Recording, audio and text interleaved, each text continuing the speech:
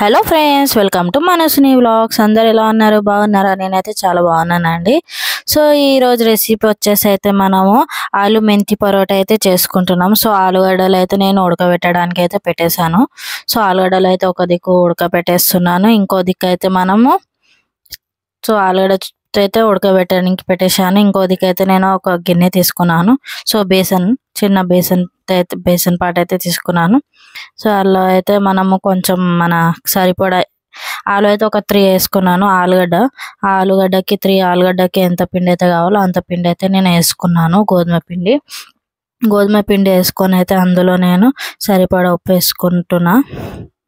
So మనకు salt దీంట్లో వేయాలి, ప్లస్ కొంచెం మన ఆలు ఉడికినాక ఆ గ్రేవీలో కూడా ఆలుగడ్డలో కూడా వేసుకోవాలి. సో ఆలుగడ్డ ఈడ పచ్చిమిర్చి అండ్ కొత్తిమీర, ఉల్లిగడ్డ అయితే వేసుకున్నాను సాల్ట్ వేసుకొని సరిపడా.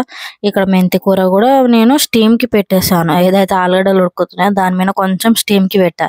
మరీ పచ్చిగా వేస్తే కూడా మనకు కొంచెం టేస్ట్ పచ్చిగా అనిపిస్తుంది కాబట్టి సో దానికి స్టీమ్కి అయితే పెట్టేశాను. స్టీమ్ అయింది.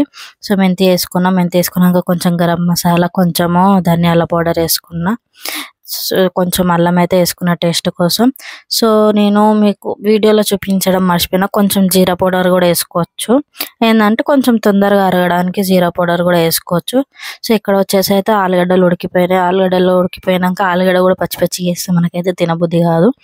సో పచ్చిగా ఉంటే తినబుద్ధి కాదు కాబట్టి అట్లా కొంచెం నూనె పోసుకొని అయితే కొంచెం జీలకర్ర వేసుకొని, అలాగే ఉల్లిగడ్డ, కొంచెం పచ్చిమిర్చి వేసుకొని, కొంచెం పసుపు వేసుకొని అయితే మంచిగా కలిపేసుకున్నాక ఆలుగడ్డలు అయితే యాడ్ చేసేస్తాను. ఆలుగడ్డలు వేసుకొని మంచిగా కలిపేసుకున్నాక ఉప్పు కారం వేసుకోవాలి.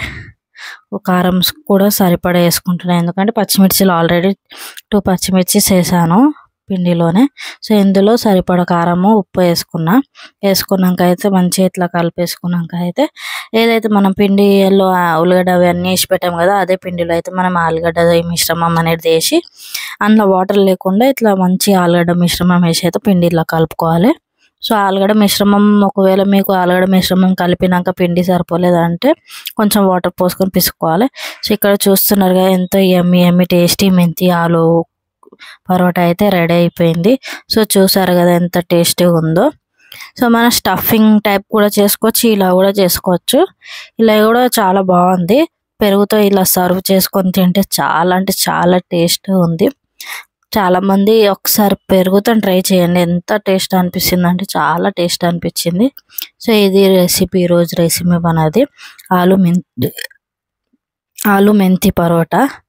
సో వీడియో చూసి అందరికీ నచ్చిందా, ఎలా ఉందో కామెంట్ చేయండి.